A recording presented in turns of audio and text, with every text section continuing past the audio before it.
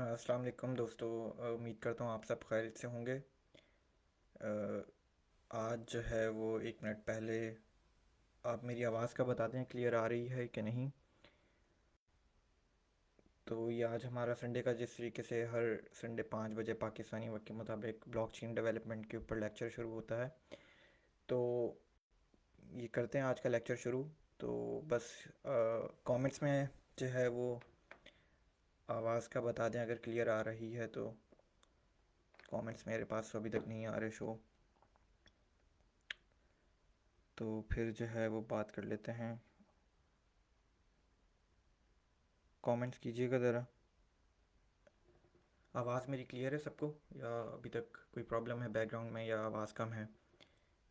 तो Zubair sherwani thank you. अगर आवाज़ क्लियर है तो ठीक है। फिर थोड़ा सा और वेट कर लेते हैं। अभी वैसे भी 2-3 मिनट हैं 2 बजने में पाकिस्तानी वक्त के मुताबिक 5 बजने में। तो फिर शुरू करते हैं।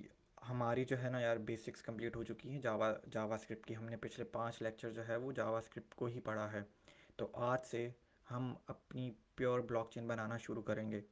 तो ये बहुत इंपॉर्टेंट है। और डाटा स्ट्रक्चर हम पूरा कि ब्लॉकचेन चलेगी कैसे हमारी, तो वो पूरा शुरू करेंगे। बहुत इंपॉर्टेंट लेक्चर है और बहुत सीखेंगे आप इसमें। एक ब्लॉकचेन चलती कैसे है तो अभी आज हम पढ़ेंगे उसको। ठीक है, अपना मेथड भी क्रिएट करेंगे एक।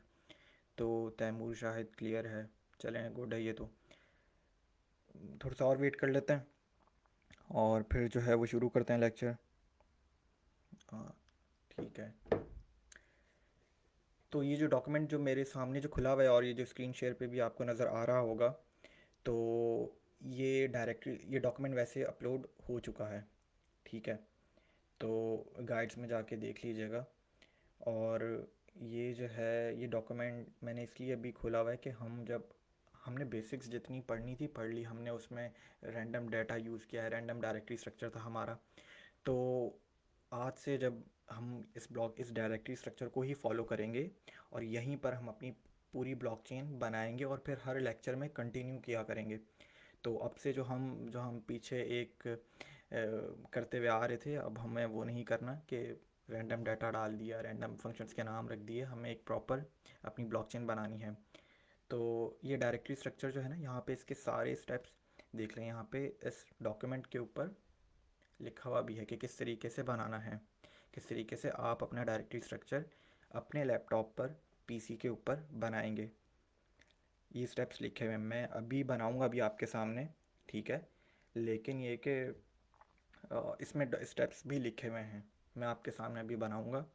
चले बनाते हैं और शुरू करते हैं कि ठीक है। सबसे पहला काम क्या करना है, डेस्कटॉप पे जाके आपने एक न्यू फोल्डर जो है वो बना लेना है। ठीक है, मैंने बनाया हुआ है, इसको रीनेम कर देते हैं ब्लॉकचेन। ठीक है, ब्लॉकचेन इस फोल्डर का मैंने नाम रख दिया है। फ़ोल्डर को खोलेंगे। ठीक है, और इस फोल्डर में एक और फोल्डर आप बना लेंगे। बहुत आसान तरीके से ये जो है ना मैं एक्सप्लेन कर रहा हूँ। बहुत से तरीके करने के डायरेक्टरी स्ट्रक्चर बनाने के, लेकिन ये सबसे आसान तरीका है ताकि सबको जो है वो समझ में आए। ये जो फोल्डर है, मैंने एक फ़ोल्डर बनाया है डेस्कटॉप के ऊपर और उस फोल्डर के अंदर एक सब फोल्डर मैं बना रहा हूँ। ठीक है, उसका नाम हम रख देते हैं डेव। ठीक है, फ़ोल्डर मैंने 2 बना दिए। मेन फ़ोल्डर का नाम है ब्लॉकचेन। ब्लॉकचेन के अंदर एक सब फ़ोल्डर बनाया है डेव के नाम से। ठीक है, ये सारे स्टेप्स लिखे हुए भी हैं उस डॉक्यूमेंट के ऊपर। अब अगला काम क्या करना है, आपने अपना V S code editor open कर लेना है। ठीक है, और आपने इस फोल्डर को खोलना है अपने इस वी एस कोड एडिटर के अंदर। ठीक है, आपने ओपन फोल्डर पे जाना है और यहाँ से डेस्कटॉप पर बनाया था तो डेस्कटॉप पे ये ब्लॉकचेन ब्लॉकचेन ब्लॉकचेन या ठीक है, तो इसको आपने सेलेक्ट कर लेना है। ठीक है, तो यार वॉइस क्लियर क्यों नहीं आ रही है? आवाज़ से फ़िलहाल, बट मैं देख लेता हूँ आवाज़। बाकी तो कह रहे हैं क्लियर है, तो देख लेता हूँ मैं फिर अपने फ़ोन पर जाकर। तो यार आवाज़ तो क्लियर है मेरे पास। ठीक है, और पिछले लेक्चर में भी यही था कि आवाज़ क्लियर नहीं, अब मैं और कितनी आवाज़ इसमें, आप लोगों को क्या चाहिए? मैंने देखा है, गाइड्स में जाके देख लें वो लेक्चर, उसमें आवाज़ बिल्कुल ठीक थी, तो आवाज़ बिल्कुल ठीक है। ठीक है, अब आगे चलते हैं कि हमने दो फोल्डर बना लिए हैं, एक हमारा मेन फोल्डर है और एक जो है वो सब फोल्डर है हमारा। इस सब फोल्डर में जाके हम अपनी दो फाइल्स बनाएंगे। पहली फाइल का नाम हम रख देते हैं ब्लॉकचेन बी, ठीक है, ठीक है, ब्लॉकचेन। और ये जावास्क्रिप्ट के ऊपर हम बना रहे हैं तो ब्लॉकचेन डॉट जेएस, ठीक है। पहली फाइल का नाम हमने रख दिया ब्लॉकचेन डॉट जेएस, क्योंकि ये जावास्क्रिप्ट की फ़ाइल है, जिस तरीके से हमने पढ़ा है हम अपने जावास्क्रिप्ट के बेसिक्स लेक्चर में, कि जब भी आप जावास्क्रिप्ट की फ़ाइल बनाएंगे तो आपको डॉट जेएस की जो एक्सटेंशन है वो लगानी पड़ेगी, ठीक है। तो अब शुरू करते हैं अगला काम। पहली फ़ाइल बना ली, ठीक है। दूसरा काम क्या करना है, हमने दूसरी फाइल बना लेनी है इसी डेव के फोल्डर पे, ठीक है, टेस्ट डॉट जे एस, ठीक है। दो फाइल्स हमने बना ली हैं, एक फ़ाइल का नाम है ब्लॉकचेन, दूसरी फाइल का नाम है टेस्ट डॉट जे एस। ये दोनों जावास्क्रिप्ट की फ़ाइल्स हैं, ठीक है। तो काम क्या किया, डायरेक्टरी स्ट्रक्चर हमारा कंप्लीट हो चुका है, तकरीबन कंप्लीट हो चुका है। एक आखिरी चीज़ रहती है हमारी करनी, ठीक है। क्या किया हमने, दो फोल्डर बनाए हैं। पहले फ़ोल्डर का नाम ब्लॉकचेन रखा है, दूसरा उसके अंदर एक सब फोल्डर बनाया था, और वो क्या नाम था, डेव, उस फोल्डर का। और उस फोल्डर में जाके हमने अपनी दो फाइल्स बनाई हैं, ब्लॉकचेन, दोनों जावास्क्रिप्ट की फाइल्स हैं, और दूसरी फाइल का नाम है टेस्ट, क्योंकि जो भी हम ब्लॉकचेन अपनी लिखेंगे कोड यहाँ पे, हम उसको टेस्ट इस फाइल में करेंगे, ठीक है। तो अब जो है वो आखिरी स्टेप डायरेक्टरी स्ट्रक्चर में क्या करेंगे, आप टर्मिनल पर जाएंगे, ठीक है। यार मैं एक मिनट इसका जो है ना, टर्मिनल पर जाके कंट्रोल प्लस, थोड़ा सा और जूम हो जाए, ठीक है। तो कमांड लिखेंगे आप देख लें, जैसे ही मैंने टर्मिनल खोला है तो मैं जो हूँ वो कौन सी डायरेक्टरी पे, मैं अपनी ब्लॉकचेन के फोल्डर पे ही हूँ, तो ये करना आपको नहीं पड़ेगा कुछ भी, आपने बस टर्मिनल खोलना है और एक npm init की कमांड लिखनी है। ये भी क्लियर है आपको कि ये भी मैंने जो है वो दी हुई है डॉक्यूमेंट के अंदर, ठीक है। ये npm init की कमांड करती क्या है ये आपको बता देता हूँ कि भाई, ये तो पहले जो है ना ये बंद कर देते हैं, ठीक है। npm init की कमांड करती है कि ये आपके, npm क्या है, मैंने पहले लेक्चर में बताया था कि ये एक ऐसा मॉड्यूल है कि आप जिसके ज़रिए बहुत सी चीज़ें सीखते हैं। कि एक तो इसके मिलियन पैकेजेस हैं, आप अपनी डेवलपमेंट करते वक्त इस मॉड्यूल को, इन मॉड्यूल्स को इंटीग्रेट करवा सकते हैं अपने प्रोजेक्ट के ऊपर, ठीक है। तो npm init की कमांड क्या करती है कि आप भी, लेट सपोज आप भी एक पैकेज बना रहे हैं, तो कल को किसी को ये आप अपलोड कर सकते हैं, तो कल को कोई ना कोई ये पैकेज यूज़ कर सकता है, ठीक है। और भी इसके अंदर अब देखिएगा, जैसे मैंने npm init की कमांड ली तो ये आपसे कुछ मेटा डाटा पूछेगा, पैकेज का नाम क्या रखना चाहें, ब्लॉकचेन आपने कर देना है, ठीक है। वर्जन, ठीक है। डिस्क्रिप्शन क्या है, फॉर लर्निंग पर्पस, ओके, लिख देते हैं। और बिल्कुल ठीक है, टेस्ट कमांड अभी गिट की रिपॉजिटरी लिखने की ज़रूरत नहीं है, ठीक है। हमने सिर्फ एंटर करना है, ऑथर बाद में लिख देंगे, लाइसेंस, और ओके। तो ये npm init की कमांड आपकी क्या कर देगी, आपके पैकेज डॉट जेसन की फ़ाइल बना दी है। अब पैकेज डॉट जेसन की फ़ाइल क्या है, इसको अगेन बाद में एक्सप्लेन करूँगा मैं सारी चीज़ें, अभी हमारा जो काम है वो बेसिक्स पे ही रहें। Package dot JSON basically dependencies के लिए और आपके प्रोजेक्ट को मैनेज कर रही होती है, स्क्रिप्ट्स के लिए भी। और इसको एंड में तो नहीं, थोड़ी देर में आगे जाके अगले लेक्चर्स में बहुत सी चीज़ें हमें नई चीज़ें सीखने को मिलेंगी, तो फिर जो है वो हम शुरू करते हैं, इसको एक्सप्लेन करूँगा मैं। क्या कह रहे हैं, मैं कमेंट्स पढ़ लूँ थोड़े से, ठीक है। वही आवाज़ क्लियर है बिल्कुल। और भाई सेव करने के बाद प्रॉब्लम, प्रोग्राम रन नहीं कर रहा, यार स्क्रीनशॉट भेज दो, ठीक है। और हमने क्या किया, ये पैकेज डॉट जेसन फाइल बंद कर देता हूँ, एंड हमारा डायरेक्टरी स्ट्रक्चर बन चुका है। हमने दो फोल्डर बनाए हैं, फोल्डर के अंदर एक सब फोल्डर बनाया है डेव का, ठीक है। उस डेव के अंदर हमने दो फाइल्स बनाई हैं अपनी, ब्लॉकचेन डॉट जे एस और टेस्ट डॉट जे एस, ठीक है। और उसके बाद हमने अपने टर्मिनल के ऊपर जाकर npm init की कमांड लिखी है, ठीक है। तो रिपीट में बता दें यार, ये लेक्चर जो है ना ये गाइड पे अपलोड कर दूंगा, तो उसमें जाके देख लेना, ये जो भी स्टेप्स किए हैं ये सब बाद में देख लेना, तो एक एक करके बना लोगे डायरेक्टरी स्ट्रक्चर, कोई इतना मुश्किल नहीं है, ठीक है। तो अब जो है वो मैं कमेंट्स को और देख लेता हूँ। अभी जो है वो हमारा डायरेक्टरी स्ट्रक्चर बन चुका है, आगे काम शुरू करते हैं, ठीक है। तो ये एक मिनट,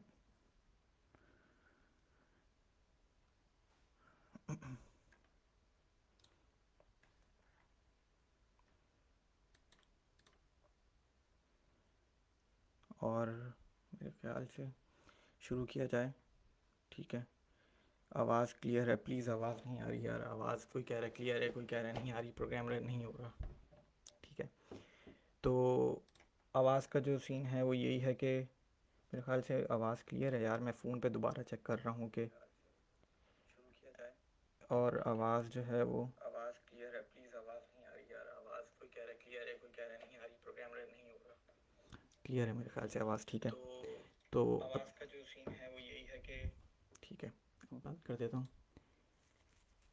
एक मिनट और दफ़ा देख लेते हैं कि इसको फ़ोन के ऊपर भी, फ़ोन के ऊपर भी रख लिया मैंने कमेंट्स देखने के लिए। तो क्लियर है सर, चलो ठीक है, अब आगे शुरू करते हैं यार।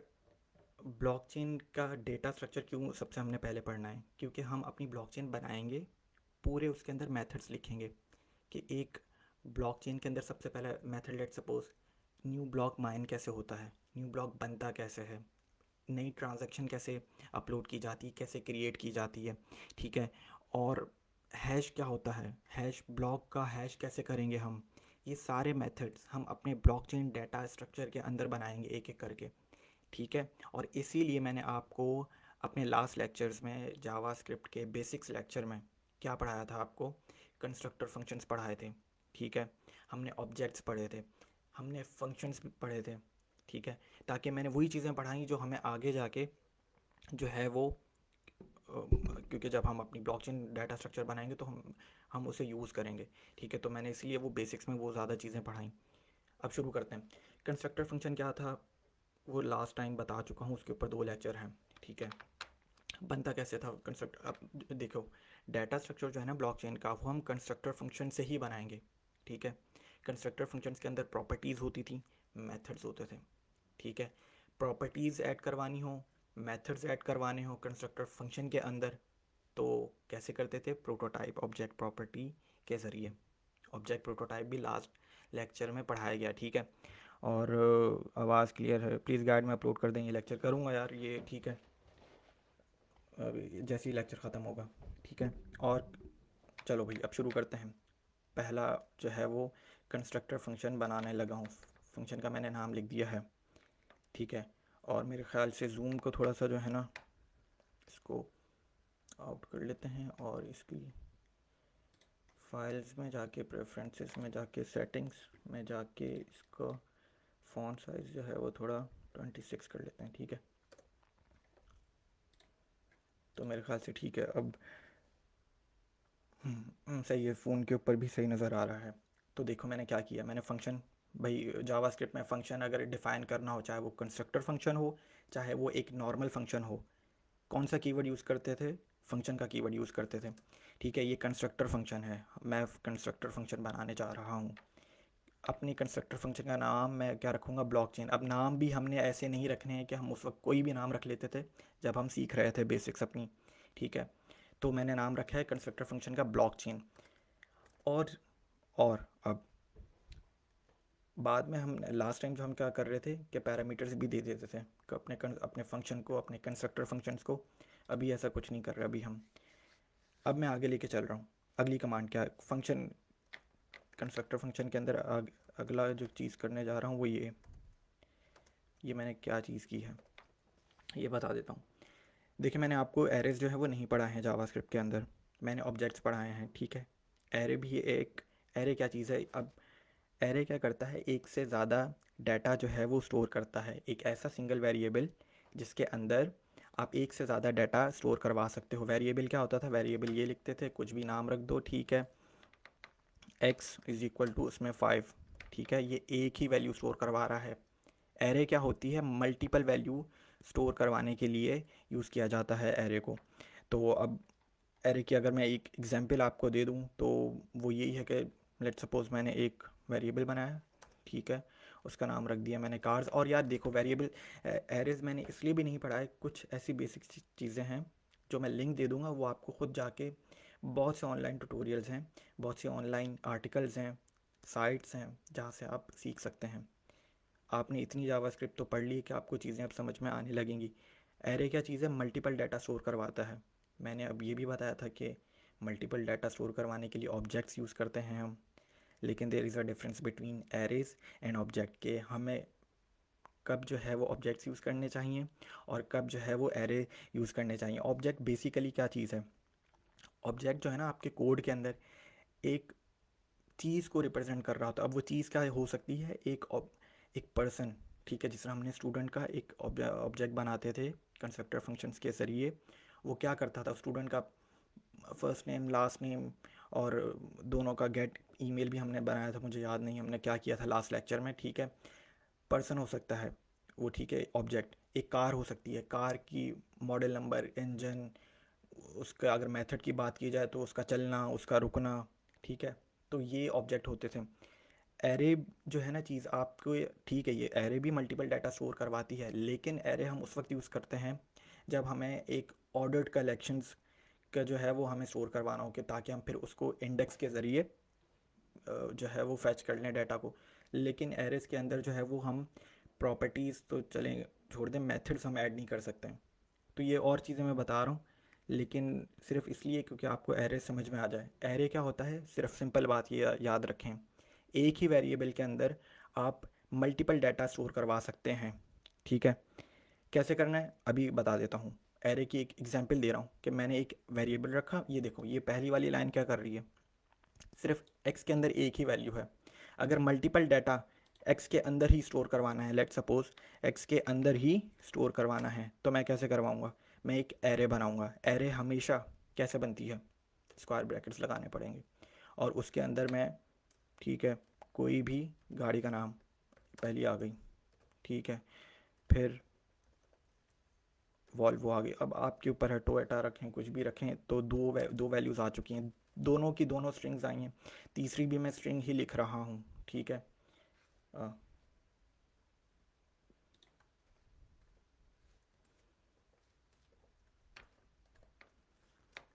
ठीक है, तो तीन वैल्यूज़ आ गई। एरे क्या कर रहा है, मल्टीपल डाटा स्टोर करवा रहा है। इसके अंदर सिर्फ आप स्ट्रिंग, देखें ये भी पढ़ाया हुआ है आपके बेसिक लेक्चर में कि डाटा टाइप्स भी कौन कौन सी होती हैं।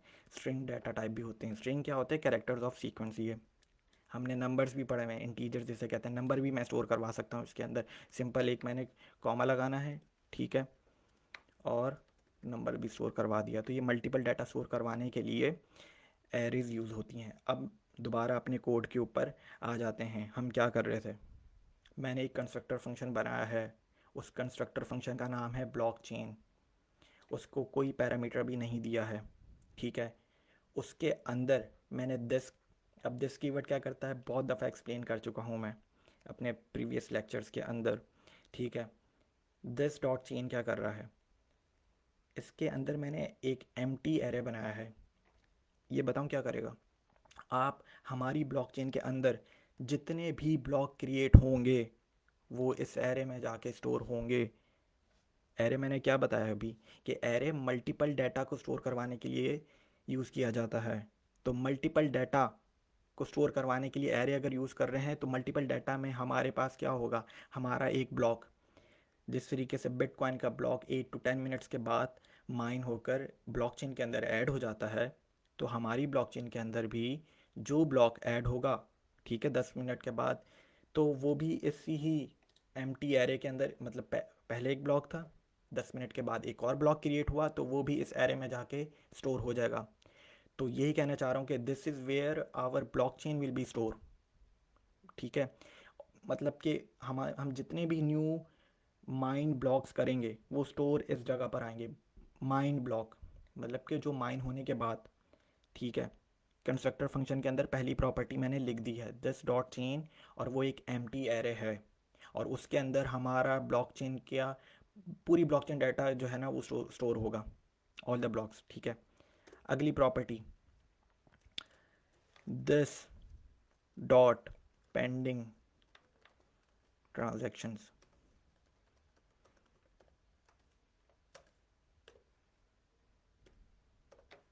ये क्या चीज़ कर रही है, मैंने अपने कंस्ट्रक्टर फंक्शन का नाम रखा है ब्लॉकचेन, ठीक है, फिर उसके अंदर मैंने लिखा दिस डॉट चेन, और अब मैंने अपनी एक दूसरी प्रॉपर्टी बताई है, वो ये कर रही है कि जितनी भी पेंडिंग ट्रांजैक्शंस होंगी, जिस तरीके से मैंने अभी बताया कि 10 मिनट के बाद ब्लॉक क्रिएट होता है बिटकॉइन का, तो उस 10 मिनट के वक्फे के अंदर जितनी भी ट्रांजैक्शंस होनी होती ना, वो सब इस एरे में जाके बैठेंगी, इस एरे में जाके स्टोर होंगी।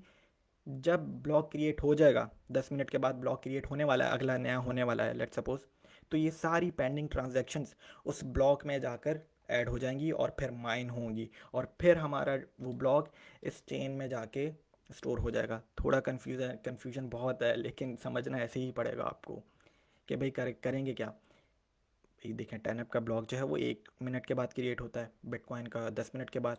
तो उस 10 मिनट के वक्फे तक मैंने एक ट्रांजेक्शन जनरेट की है, लेकिन वो उसी वक्त जो है वो मेरी ब्लॉकचेन के अंदर ऐड नहीं हो जाएगी जब तक कि अगला ब्लॉक माइन नहीं होता। ठीक है, तो ये सारी की सारी पेंडिंग ट्रांजैक्शंस मैं नहीं बनाऊंगा, और भी लोग जो हैं वो दुनिया में कर रहे होंगे। तो ठीक है, बिटकॉइन की अगर मैं बात करूं तो इन 10 मिनट में बहुत सी ट्रांजैक्शंस एक एरे में जाके स्टोर होंगी। हमारी भी ब्लॉकचेन में यही होगा कि हम जितनी भी ट्रांजैक्शंस बनाएंगे वो पहले इस एम्प्टी एरे के अंदर, क्योंकि हम ट्रांजैक्शंस एक नहीं बनाएंगे, अगेन एरे क्यों यूज़ करते हैं, मल्टीपल डाटा को स्टोर करवाने के लिए। ठीक है, तो हम एक ट्रांजैक्शन नहीं बनाएंगे पेंडिंग, हम 3 से 4 बना लेंगे, और जब वो बना लेंगे 4 ट्रांजैक्शन, फिर ब्लॉक माइन करेंगे। ये सब मेथड्स बनेंगे इनके। ठीक है, ब्लॉक माइन करने के बाद वो फिर डाटा हमारी ब्लॉकचेन के अंदर जाके स्टोर होगा। बस यही है मेरा कंस्ट्रक्टर फंक्शन ब्लॉकचेन का। हम अभी मतलब कंस्ट्रक्टर फंक्शन कंप्लीट नहीं हुआ है, कंस्ट्रक्टर फंक्शन तो अभी हमारा चल रहा है, लंबा होगा, हम पढ़ चुके हैं। अब मैं जो मेथड्स जो है ना वो मैं अपने इस कंस्ट्रक्टर फंक्शन के अंदर नहीं बनाऊंगा। मैं जितने भी मेथड्स, अब मैं अगेन वो मैं इस इस कंस्ट्रक्टर फंक्शन के बाहर बनाऊंगा। मेथड क्या चीज़ है, अगेन प्रीवियस लेक्चर को जाके पढ़ें। मेथड्स अगर मुझे ऐड करवाने हैं कंस्ट्रक्टर फंक्शंस के बाहर से, तो मुझे एक प्रोटोटाइप प्रॉपर्टी को यूज़ करना पड़ेगा, जावास्क्रिप्ट की प्रोटोटाइप प्रॉपर्टी को यूज़ करना पड़ेगा। ठीक है, और मेथड क्या होता है दोबारा एक्सप्लेन कर देता हूँ, छोटी सी चीज़। मेथड क्या होता है यार, ऑब्जेक्ट के अंदर जो हो, देखें, प्रॉपर्टीज़ होती हैं और मेथड्स होते हैं। ठीक है, मेथड हो गया, लेट सपोज कि अगर कार का फ्यूल ग्रेटर देन है, कि अगर फ्यूल है तो मेरी कार चलेगी, वरना मेरी कार नहीं चलेगी। तो ये मेथड है ना, कि भाई मेरा मेथड प्रॉपर्टीज़ के ऊपर डिपेंड कर रहा है। कार का चलना, कार का रुकना, ये एक मेथड है। कार का मॉडल नंबर, उसका इंजन, उसका कलर, उसका वेट, ये एक प्रॉपर्टी है। ठीक है, बहरहाल कहाँ से कहाँ निकल गए। मैंने अपनी ब्लॉकचेन के ऊपर ही क्या किया, मैंने अपना कंस्ट्रक्टर फंक्शन बना लिया है। उस कंस्ट्रक्टर फंक्शन के अंदर 2 प्रॉपर्टीज़ हैं, और वो क्या कर रही हैं कि भाई हम मेरी पूरी की पूरी ब्लॉकचेन, पूरा का पूरा ब्लॉकचेन का डाटा वो इस एरे में जाके स्टोर होगा, और मेरी सारी की सारी पेंडिंग ट्रांजैक्शंस इस एरे में जाके स्टोर होंगी, और फिर जाके ये अगले ब्लॉक में जाके माइन होंगी, और फिर जब वो ब्लॉक माइन हो जाएगा तो वो इस एरे में जाके स्टोर हो जाएगा। बहुत कन्फ्यूजन है मुझे पता है, लेकिन अभी तो शुरू किया है, सारी चीज़ें क्लियर होंगी आहिस्ता आहिस्ता। ठीक है, तो अब मैंने अपना कंस्ट्रक्टर फंक्शन के बाद अब अपने ही कंस्ट्रक्टर फंक्शन के अंदर, ये जो मेरा कंस्ट्रक्टर फंक्शन बन चुका है, इसी के अंदर मैं एक नया मेथड क्रिएट करवाऊँगा। ठीक है, और अगर आपको पता है कि भाई अगर मुझे बाहर से कोई प्रॉपर्टी, अपने मतलब कंस्ट्रक्टर फंक्शन के बाहर से कोई प्रॉपर्टी या कोई मेथड ऐड करवाना है, तो मैं ऑब्जेक्ट प्रोटोटाइप प्रॉपर्टी को यूज़ करूँगा। कैसे यूज़ करते थे ये सब हम पढ़ चुके हैं लास्ट लेक्चर में, बेसिक्स में। कैसे करते थे कि आप अपने कंस्ट्रक्टर फंक्शन को पहले कॉल करते थे। कंस्ट्रक्टर फंक्शन का नाम क्या है मेरे ऊपर, ब्लॉकचेन। ठीक है, तो ब्लॉकचेन को कॉल कर लिया, डॉट ऑपरेटर लगाया। ठीक है, और अब क्या करना है, प्रोटोटाइप प्रॉपर्टी को कॉल करना है। ठीक है भाई, कर दिया, डॉट ऑपरेटर लगाया। मैं एक मेथड क्रिएट करवाने जा रहा हूँ और उस मेथड का नाम क्या है, क्रिएट न्यू ब्लॉक। ठीक है, create new block. Okay, method है तो फंक्शन है वो ऑब्वियसली। ठीक है, और उस फंक्शन के को अब मैं क्या दूंगा, पैरामीटर्स दूंगा कुछ ना कुछ। ठीक है, पहला पैरामीटर जो मैं देने जा रहा हूँ वो है नॉन्स। अगेन नॉन्स क्या चीज़ है, क्या चीज़ है सब बताएंगे अभी, बहुत अभी तो हमारा ब्लॉकचेन शुरू हुई है। ठीक है, सारी चीज़ें पढ़ेंगे। नॉन्स, नॉन्स क्या चीज़ है बताता हूँ। नॉन्स बेसिकली यार प्रूफ ऑफ वर्क से ना, जब हम प्रूफ ऑफ वर्क एल्गोरिथम चलाएंगे तो प्रूफ ऑफ वर्क से ना हमें एक नंबर मिलता है। नॉन्स, नॉन्स एक बेसिकली एक नंबर ही है जो आपको एक लेजिटिमेट ब्लॉक कि हाँ ये आपने ही माइन किया है। ठीक है, तो नॉन्स के ऊपर अभी बहुत बात करेंगे इसके ऊपर। तो नॉन्स एक बेसिकली एक नंबर है जो आपको प्रूफ ऑफ वर्क से मिलेगा, प्रूफ ऑफ वर्क करने के बाद मिलेगा। प्रूफ ऑफ वर्क का भी हम मेथड बनाएंगे और करेंगे अपना प्रूफ ऑफ वर्क, और फिर वो देखिएगा किस तरीके से वो प्रूफ ऑफ वर्क हमें ये नॉन्स रिटर्न करता है कि हाँ भाई ये लेजिटिमेट ब्लॉक है। ठीक है, तो नॉन्स हम मतलब एक न्यू ब्लॉक क्रिएट करने के लिए ना, ये देखें, ये क्रिएट न्यू ब्लॉक करने के लिए मैं अपने फंक्शन के अंदर 3 पैरामीटर्स लिखने जा रहा हूँ। पहला पैरामीटर मैंने लिख दिया है नॉन्स। अगला पैरामीटर क्या है, प्रीवियस ब्लॉक हैश। ठीक है, उसके बाद मेरा आखिरी पैरामीटर क्या है, हैश। थोड़ा सा कन्फ्यूजन लग रहा होगा लेकिन समझना पड़ेगा। अब मैंने नॉन्स तो जो है वो बताया है। नॉन्स क्या है, हमें प्रूफ ऑफ वर्क से एक नंबर मिलेगा यार, ये हम अभी सारा करेंगे। ठीक है, पढ़ना ही यही है। प्रीवियस ब्लॉक हैश, ये क्यों इंपॉर्टेंट है यार, न्यू ब्लॉक क्रिएट करने के लिए ना हमें प्रीवियस ब्लॉक का हैश बहुत इंपॉर्टेंट है। क्योंकि देखो ब्लॉकचेन क्या चीज़ है, इम्यूटेबल लेजर है, कि वो लेजर ऐसा खाता जो चेंज नहीं किया जा सकता। तो मुझे नया ब्लॉक क्रिएट करने के लिए ना मेरे पास पिछले ब्लॉक का हैश लाजमी होना चाहिए। अगर देखो, क्योंकि होगा क्या कि जब मैं एक नया ब्लॉक क्रिएट करूँगा, ठीक है, इससे इससे अगला वाला ब्लॉक क्रिएट करता हूँ लेट सपोज, तो एक अगले वाले ब्लॉक के पास इस पीछे वाले ब्लॉक का हैश होगा। तो अगर मैं अगले वाले ब्लॉक के अंदर डाटा को चेंज करना चाहूँ तो उसका हैश डिफरेंट आएगा। आप डाटा चेंज, क्योंकि डाटा तो चेंज कर लिया आपने लेट सपोज, लेकिन हैश डिफरेंट आ गया क्योंकि प्रीवियस ब्लॉक हैश आपके पास नहीं। यार ये मैं एक चीज़ें इस तरीके से समझाने की कोशिश करूँगा कि जब हम करेंगे तो ये सब हमें समझ में आएगा, क्योंकि हमारे न्यू ब्लॉक के अंदर प्रीवियस ब्लॉक का हैश होना, हैश का जो होना है वो बहुत लाजमी है, वो वैलिडेशन के लिए। क्योंकि एक चेन है, अगर मैं एक ब्लॉक के अंदर कुछ भी चेंज करने जाऊँगा, ठीक है चलो मैंने ट्रांजैक्शन तो उस ब्लॉक की चेंज कर दी, लेकिन मुझे मेरा उस ब्लॉक का हैश डिफरेंट आ जाएगा क्योंकि प्रीवियस ब्लॉक हैश मैच नहीं कर रहा होगा उसके साथ। ठीक है, मतलब कि ये अगर ये मेरे पास पिक्चर्स होती ना तो मैं आपको बहुत अच्छे तरीके से समझाता कि आपने अगर एक ब्लॉक का भी हैश चेंज किया ना तो सारे ब्लॉक का हैश, ब्लॉक चेन ही मतलब वो कहेगा कि भाई कैसे आपने पिछले 10 ब्लॉक में से लेट सपोज 7वें वाले ब्लॉक का मैंने हैश चेंज कर दिया, उस 7वें वाले ब्लॉक का जो हैश था वो 8वें वाले के पास था, तो 8वें वाले कहेगा, 8वां ब्लॉक कहेगा कि भाई तुमने कैसे चेंज कर दिया पीछे 7वें वाले ब्लॉक का हैश, वो तो मेरे पास ये आया था कुछ कुछ दिनों पहले जब ये ब्लॉक क्रिएट हुआ था। तो ये सब हम चीज़ें सीखेंगे। ठीक है, तो नॉन्स क्या था, नॉन्स एक नंबर है, प्रूफ ऑफ वर्क से मिलेगा। जब हम प्रूफ ऑफ वर्क का मेथड बनाएंगे तो हमें नॉन्स मिल जाएगा।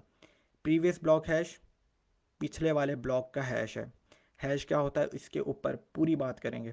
कौन सा एल्गोरिथम लगाएंगे हम, SHA-256 एल्गोरिथम यूज़ करेंगे, हैशिंग एल्गोरिथम। उसके बाद इस ब्लॉक का हैश है, ये जो अगला जो है ना ये चीज़, इसे मैं करंट ब्लॉक हैश कह रहा हूँ।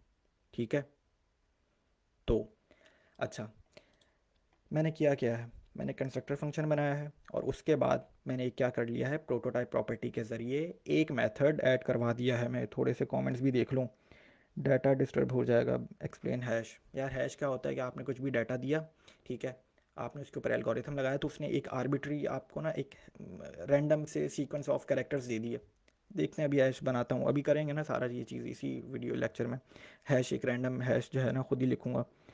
तो क्या कर रहे थे हम, हमने एक मेथड बनाया है ऑब्जेक्ट प्रोटोटाइप प्रॉपर्टी को यूज़ करते हुए, और उस मेथड के अंदर 3 पैरामीटर्स हैं, नॉन्स, प्रीवियस ब्लॉक हैश और हैश। ठीक है, अब इस मेथड के अंदर जब मैं इस मेथड को कॉल करूँगा तो इस मेथड के अंदर मैं एक ऑब्जेक्ट बना रहा हूँ। अब बहुत इंपॉर्टेंट है ये चीज़, मतलब ये जो ऑब्जेक्ट जो बनाने जा रहा हूँ मैं, ये होगा क्या, ये होगा असल ब्लॉकचेन के अंदर एक ब्लॉक जिसके अंदर डिफरेंट डाटा होता है। ठीक है, तो अभी जो मेथड तो मैंने बना लिया कि क्रिएट न्यू ब्लॉक, जब मैं इस मेथड को कॉल करूँगा तो मेथड जब कॉल होगा तो करेगा क्या।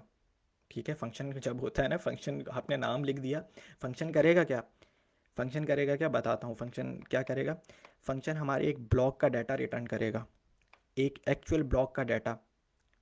ठीक है, वो कैसे, ब्लॉक का डाटा। अब ब्लॉक के अंदर मैं बता रहा हूँ एक चीज़ नहीं होती है। अब अगर अगर आप एक्सप्लोरर भी खोल लें 10 ऐप का किसी का भी, तो उस ब्लॉक के डाटा को देखिएगा क्या होता है उस ब्लॉक के डाटा के अंदर। उसके अंदर डेट होती है, उसके अंदर टाइम स्टैम्प। ठीक है, टाइम स्टैम्प ही आ गया। उसके अंदर उस ब्लॉक का इंडेक्स होता है, उस ब्लॉक का हैश होता है। ठीक है, वो ये सब चीज़ें होती हैं। तो बहरहाल एक मेथड बनाया है, वो मेथड रिटर्न क्या करवाएगा, मेरा एक ब्लॉक रिटर्न करवाएगा जो हम क्रिएट करवाएंगे। जब जब ये इस मेथड को कॉल करूँगा ये एक ब्लॉक रिटर्न कराएगा। ठीक है, और उस ब्लॉक के बाद, उस ब्लॉक के पास नॉन्स होना लाजमी है, प्रीवियस ब्लॉक होना लाजमी, प्रीवियस ब्लॉक हैश होना लाजमी है। और हैश अभी मैंने बनाया नहीं है, मैं बना लेता हूँ कि थोड़ा सा कन्फ्यूजन, यार ये पहला लेक्चर कन्फ्यूजन होगा क्योंकि चीज़ें अभी जो है ना क्लियर नहीं हुई हैं मुझे। जब हम भी सीखते थे तो बिल्कुल क्लियर नहीं होती थी चीज़ें, सीख करते रहेंगे समझ में आएगा, चीज़ें चीज़ें समझ में आने लग जाएंगी। ठीक है, ओके, मैंने अपने जो ब्लॉक जो होगा एक ब्लॉकचेन के अंदर, जो एक ब्लॉक होता है उसके अंदर मैंने दोबारा चीज़ें बता रहा हूँ कि क्या क्या होता है उस ब्लॉक के अंदर। उस ब्लॉक के अंदर उसका इंडेक्स नंबर होता है। ठीक है, उसके अंदर उसका टाइम स्टैम्प होता है कि वो कब क्रिएट हुआ, कौन सा नंबर है उसका। प्लस उसके अंदर ट्रांजैक्शंस कौन कौन सी हुई हैं, उस ब्लॉक के अंदर ट्रांजैक्शंस कौन कौन सी हैं। प्लस उस ब्लॉक का नॉन्स क्या था, प्रूफ ऑफ वर्क से मिलता है। प्लस उस ब्लॉक का हैश क्या है। प्लस उस ब्लॉक के पास पिछले वाले ब्लॉक का हैश है कि नहीं है।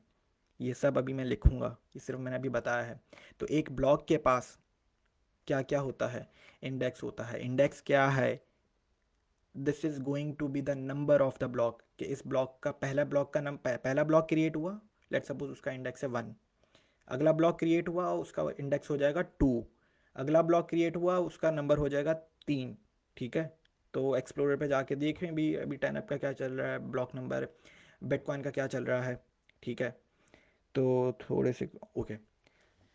अच्छा, इंडेक्स अब मैं करने क्या जा रहा हूँ, दिस डॉट चेन मैंने कॉल किया है अपनी प्रॉपर्टी को, दिस डॉट चेन को, क्योंकि भाई ये जो कंस्ट्रक्टर फंक्शन है और ये जो मेथड है, ये मेथड जो है, ये मेथड ये इसी कंस्ट्रक्टर फंक्शन का हिस्सा है।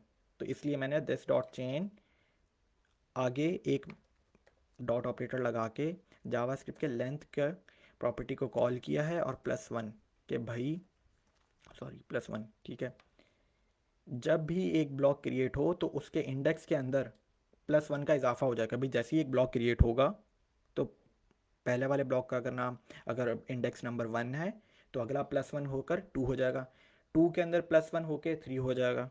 ठीक है, ये डॉट लेंथ प्रॉपर्टी है ऑब्जेक्ट जावास्क्रिप्ट के अंदर। चलो जी, पहले एक ब्लॉक के अंदर ब्लॉक का नंबर तो होता है जो कि हमने लिख लिया है। आगे चलते हैं, उस ब्लॉक के पास मैंने बताया है कि क्या होगा, आपको नज़र आ रहा होगा, नज़र आता है एक्सप्लोरर के ऊपर। मैं यार खोल भी लेता हूँ आपको एक जो है ना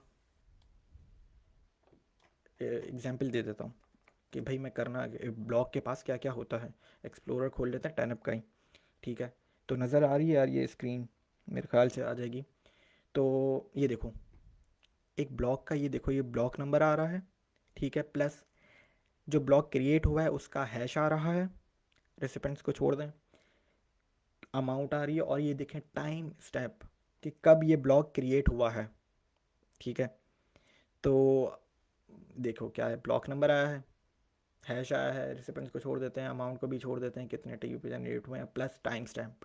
और भी ब्लॉक के अंदर बहुत सारा डाटा होता है जो आपको अभी फ्रंट एंड के ऊपर शो नहीं हो रहा है। बहरहाल मैं आपको सिर्फ ये दिखाना चाहता था कि ठीक है, ओके। मैंने क्या किया है, मैंने ये किया है कि भाई मेरे ब्लॉक के पास ब्लॉक का नंबर तो आ गया, और वो हर जैसे ही एक ब्लॉक क्रिएट होगा अगला, तो उसके अंदर +1 हो जाएगा उसके इंडेक्स की प्रॉपर्टी के अंदर। ये एक ऑब्जेक्ट है यार, ठीक है, ये तो समझ में आ रहा है ना कि ये एक ऑब्जेक्ट है।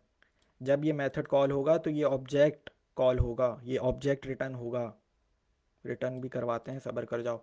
और ये ऑब्जेक्ट का नाम क्या है, न्यू ब्लॉक। कि हर ब्लॉक, जो भी ब्लॉकचेन के अंदर एक ब्लॉक होगा, उसके पास कौन कौन सी प्रॉपर्टीज़ होनी चाहिए, उसका ब्लॉक नंबर होना चाहिए, जो हमने एक प्रॉपर्टी लिख ली है। अगली प्रॉपर्टी के पास चलते हैं। ब्लॉक कब क्रिएट हुआ, कब क्रिएट हुआ मतलब टाइम स्टैम्प, ठीक है, टाइम स्टैम्प। दोबारा ऑब्जेक्ट एक जावास्क्रिप्ट के मेथड को कॉल करूँगा, बिल्टन मेथड है जावास्क्रिप्ट के अंदर। डेट को अगर कॉल करनी हो, आज का वक्त जो हो रहा है, तो उसका बिल्टन ऑब्जेक्ट है डेट, लिख देंगे डॉट नाउ। ये मेथड है एक जावास्क्रिप्ट का, आपको कुछ भी नहीं करना, ठीक है। मैंने अपनी प्रॉपर्टी का नाम क्या रखा है, टाइम स्टैम्प, और मैंने जावास्क्रिप्ट के मेथड को कॉल कर लिया है, डेट वाले मेथड को। इससे आपको वक्त पता चल जाएगा कि ये ब्लॉक कब क्रिएट हुआ। ऑब्जेक्ट बना रहे हैं, ऑब्जेक्ट के अंदर दूसरी प्रॉपर्टी लिख दी है कि मेरे उस ब्लॉक के पास होगा क्या, इंडेक्स नंबर तो होगा, उस ब्लॉक का नंबर होगा। कब वो ब्लॉक क्रिएट हुआ है, तो मैंने जावास्क्रिप्ट के डेट के मेथड को कॉल कर लिया है। अच्छा चलो यार, ब्लॉक के पास दो चीज़ें तो हो गई, तीसरी चीज़ क्या होगी, ट्रांजैक्शंस, ठीक है। कि भाई इस ब्लॉक के अंदर कौन कौन सी ट्रांजैक्शंस हुई हैं, ठीक है। और वो कौन सी ट्रांजैक्शंस होंगी, थोड़ा सा अगर हिंट भी दूं, तो यार वो ये सारी पेंडिंग वाली ट्रांजैक्शंस होंगी। क्योंकि जब ये ब्लॉक क्रिएट होगा, होने जा रहा होगा, लेट सपोज माइनर इसे माइन करने जा रहे हैं, माइनर क्या करेंगे इस ब्लॉक के अंदर, कौन कौन भाई 10 मिनट के बाद एक ब्लॉक क्रिएट होने वाला है, ठीक है। तो जितनी भी पेंडिंग ट्रांजैक्शंस होंगी ना, वो सारी इस ब्लॉक के पास आ जाएंगी, और फिर माइनर इसे माइन करते हैं, और फिर ब्लॉकचेन के अंदर, हमारे चेन के अंदर ये ब्लॉक ऐड हो जाएगा। तो इस ब्लॉक के पास तो ट्रांजैक्शंस होना तो लाजमी है, और वो कौन सी ट्रांजैक्शंस होंगी, जो पिछले 10 मिनट से वेट कर रही थी, हम जैसे यूज़र्स ने क्रिएट करके रखी हुई थी, ठीक है। तो दिस डॉट पेंडिंग ट्रांजैक्शंस, क्योंकि भाई ये देखो, ये मैंने बनाई हुई है कि जो अभी देखो, पेंडिंग ट्रांजैक्शन तो अभी कुछ बनाई नहीं है, क्योंकि इसका तो मेथड बनाएंगे हम अभी आगे जाके, ठीक है।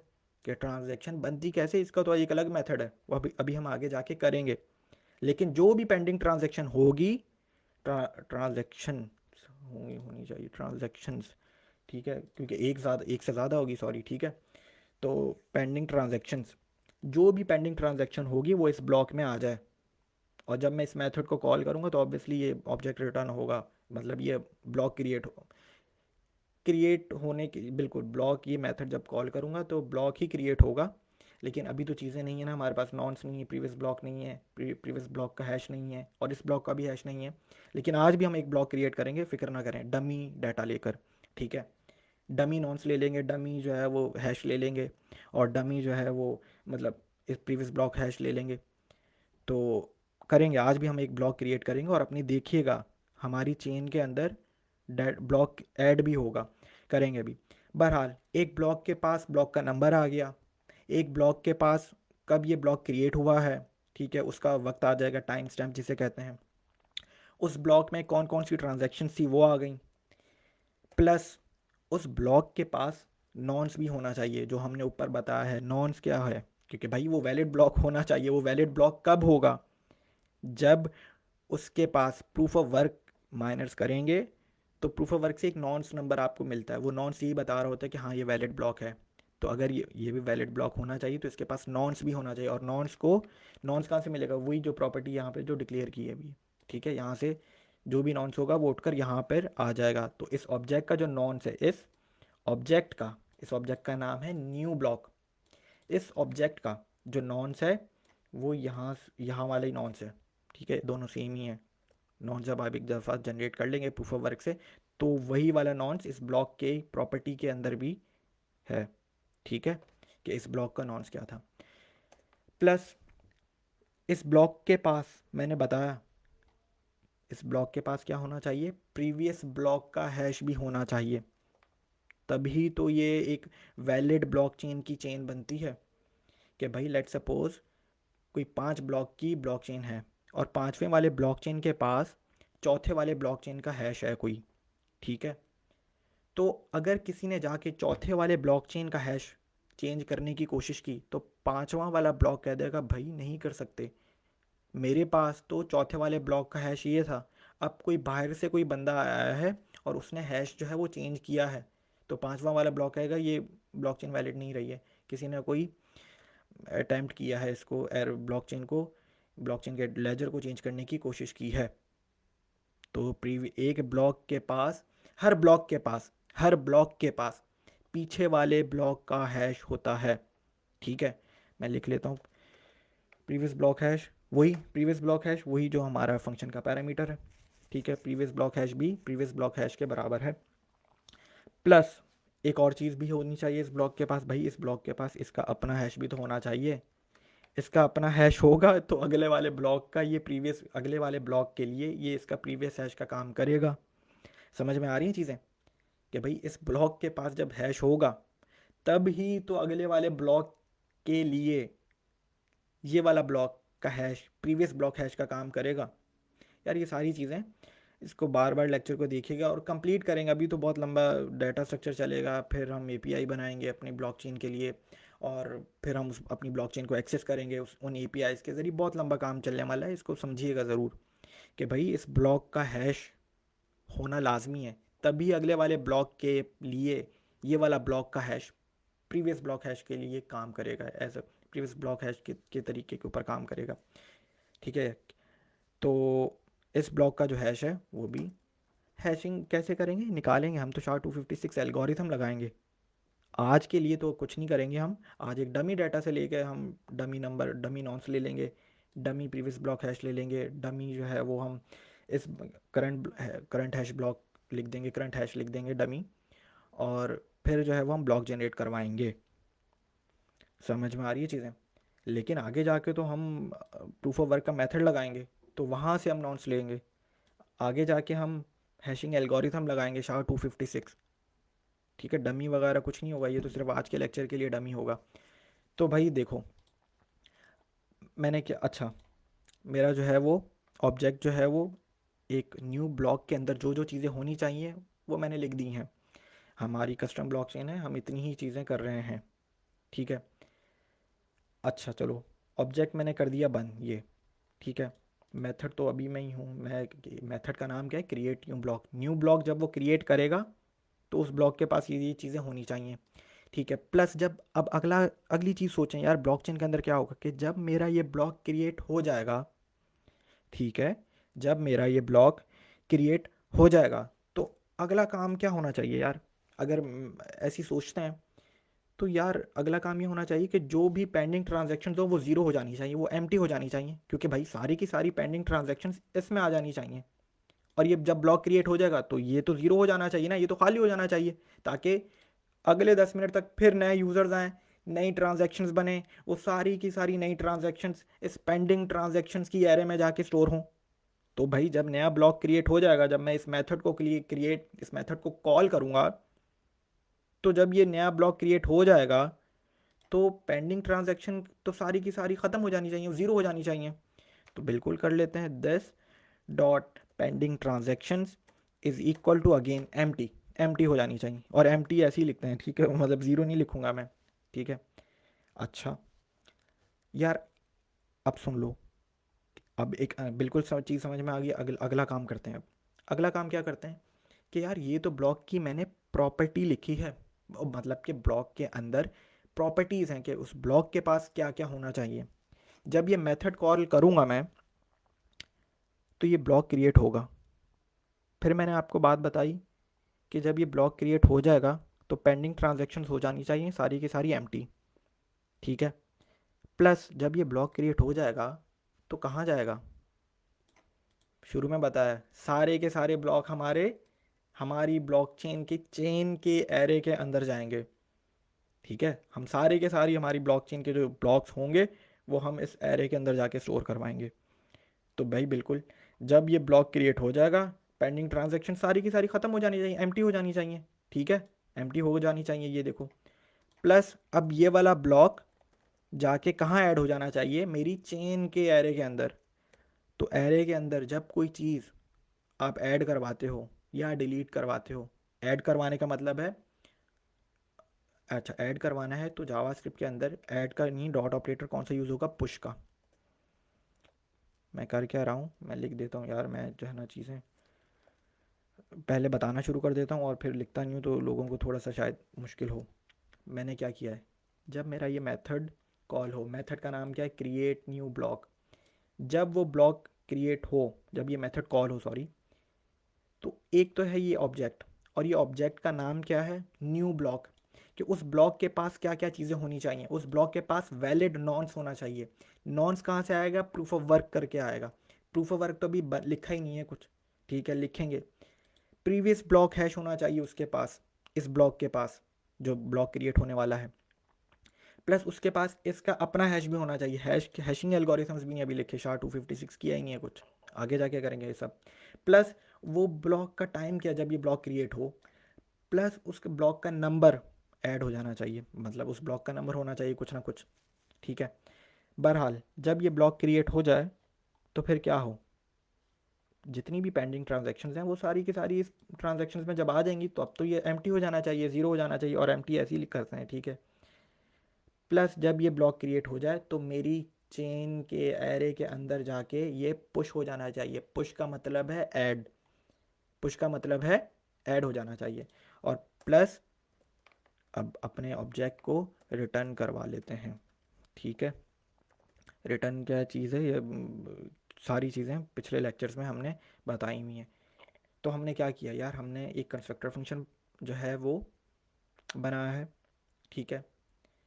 कंस्ट्रक्टर फंक्शन के बाद हमने अपने ही कंस्ट्रक्टर फंक्शन के अंदर एक मेथड ऐड करवाया है।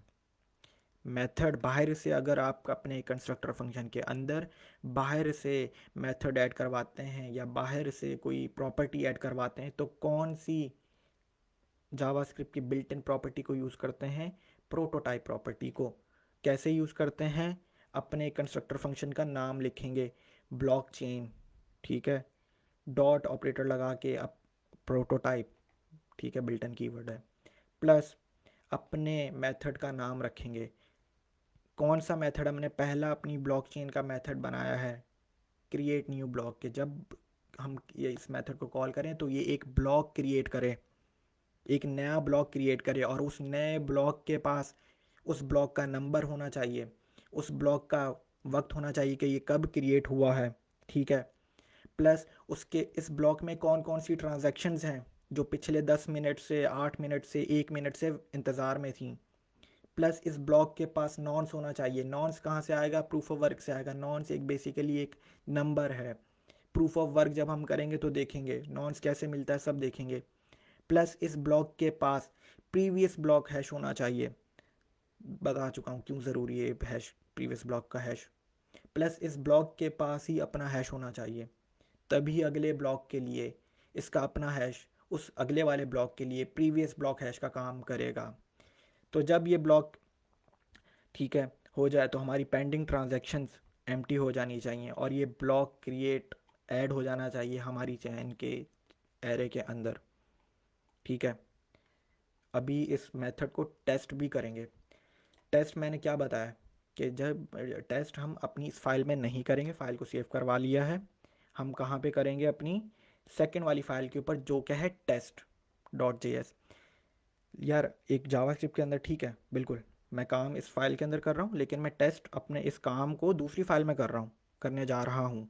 तो मैं एक चीज़ करूँगा, वो ये है कि मैं यहाँ से अपने इस काम को, अपने इस कंस्ट्रक्टर फंक्शन को, क्योंकि कॉल तो मैं कंस्ट्रक्टर फंक्शन को अपनी इस फाइल में करूँगा ना, तो मैं यहाँ से इसको एक्सपोर्ट करूँगा और वहाँ जाके इंपोर्ट करूँगा, ठीक है। तो मतलब ये कोई ऐसा, ऐसी कोई मुश्किल चीज़ नहीं है। मैं क्या कर रहा हूँ, मैंने जो है वो अपने इस कंस्ट्रक्टर फंक्शन को यहाँ से एक्सपोर्ट किया ताकि मैं दूसरी फाइल में कॉल कर सकूँ, ठीक है, रिक्वायर कर सकूँ।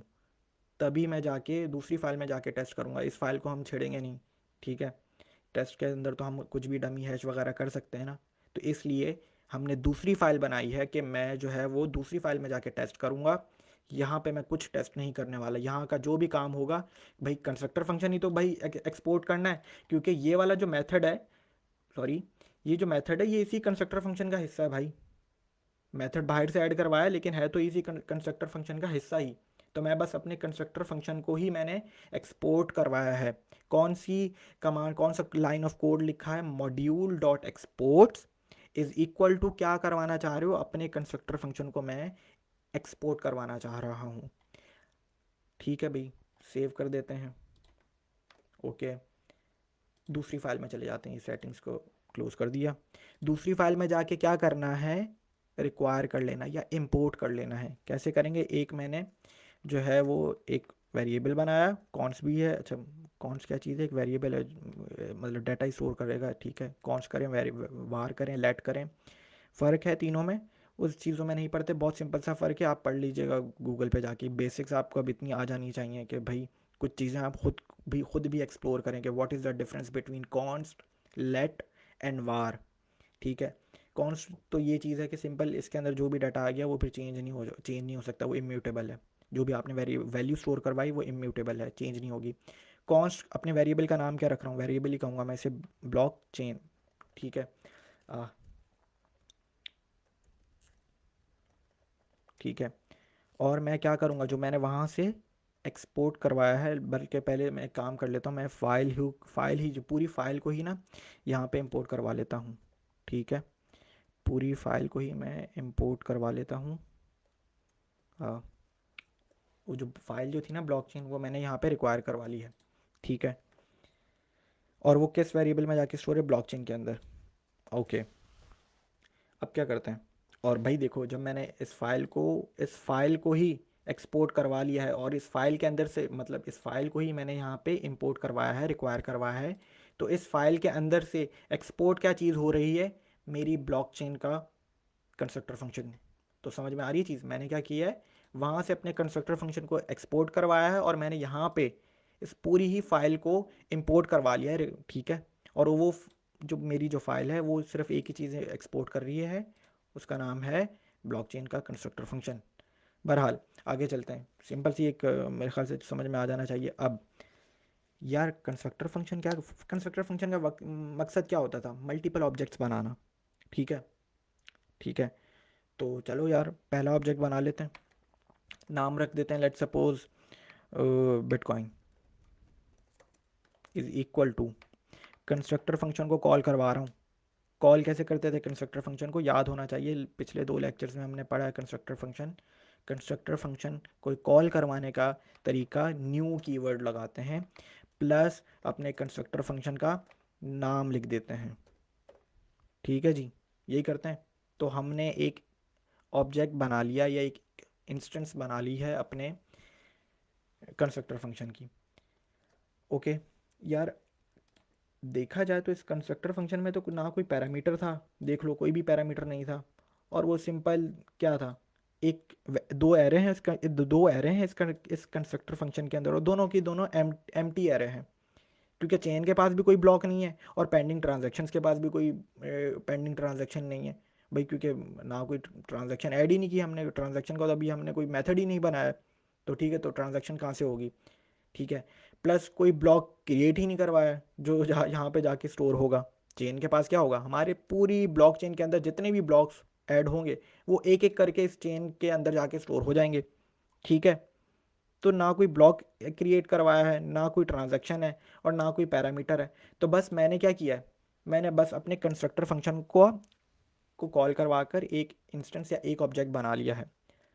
प्लस अब मतलब कि मेरा जो कंस्ट्रक्टर फंक्शन है वो इस वेरिएबल में है बिटकॉइन के। ठीक है, तो अब मैं क्या कर लेता हूँ, अब हमारे पास कंस्ट्रक्टर फंक्शन के पास एक मेथड तो था, वो मेथड हमने लिखा है ये पूरा। ठीक है, वो मेथड क्या करता था, क्या रहा है, वो एक नया ब्लॉक क्रिएट करेगा। ओके, तो अब मेरा जो कंस्ट्रक्टर फंक्शन है ना, वो मैंने कॉल करवा के इस वेरिएबल के पास है। ठीक है, तो इसी वेरिएबल को ही अब मैं कॉल करूँगा, बिटकॉइन डॉट, कौन सा मेथड है, जो अभी तक एक हमारे कंस्ट्रक्टर फंक्शन के पास एक ही मेथड बनाया है, और उसका नाम क्या है, क्रिएट न्यू ब्लॉक। ठीक है, ओके जी, क्रिएट न्यू ब्लॉक कर दिया है। ठीक है,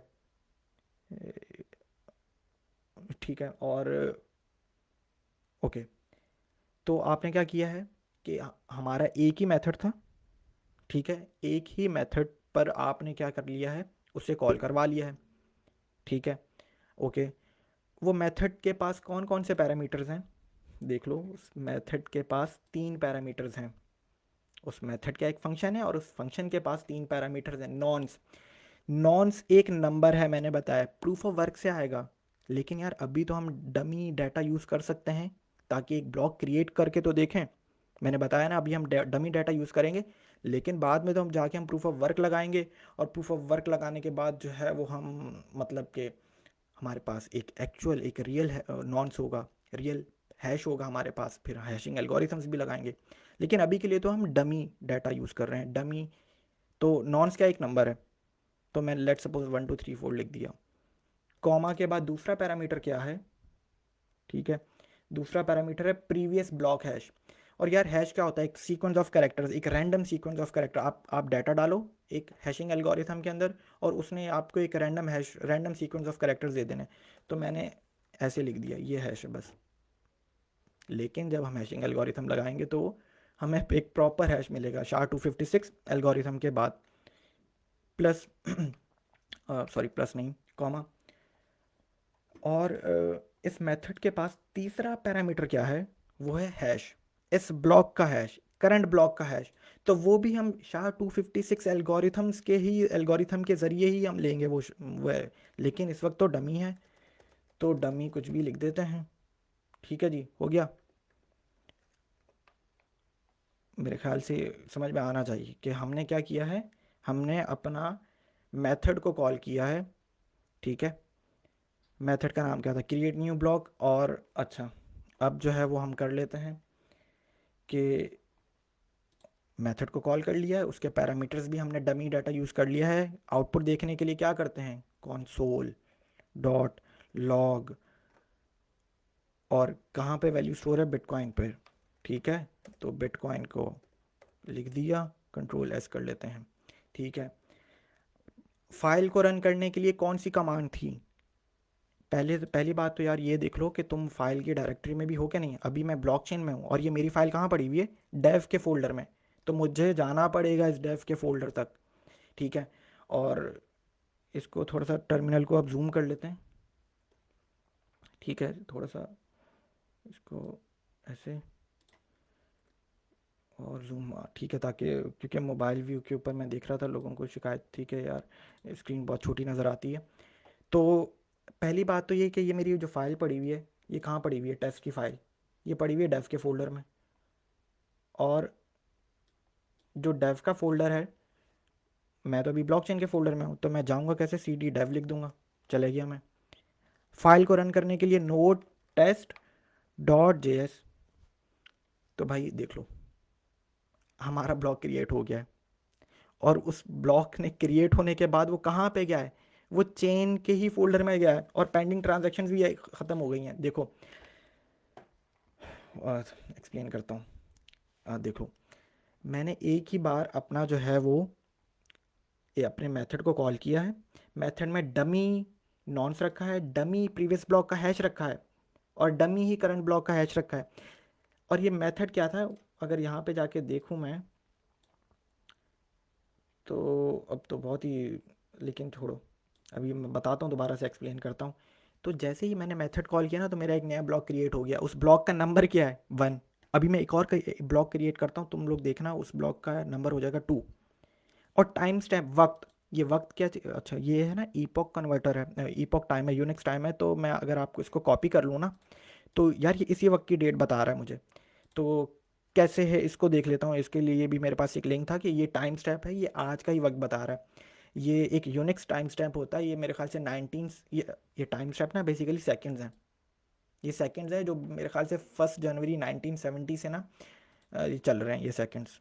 तो मेरे पास एक लिंक है, मैं इसको लेके जाके ना अभी आप लोगों से एक चीज़ शेयर करता हूँ। इसी टाइम स्टैम्प को ना आज की डेट देख लेते हैं, तो देख लेते हैं। और अभी टाइम क्या हो रहा है, तकरीबन जो मैंने कॉपी कर लिया शायद टाइम अपना, सॉरी नहीं किया। हमारा डाटा क्या था, ये हमारा टाइम स्टैम्प क्या था, ये था।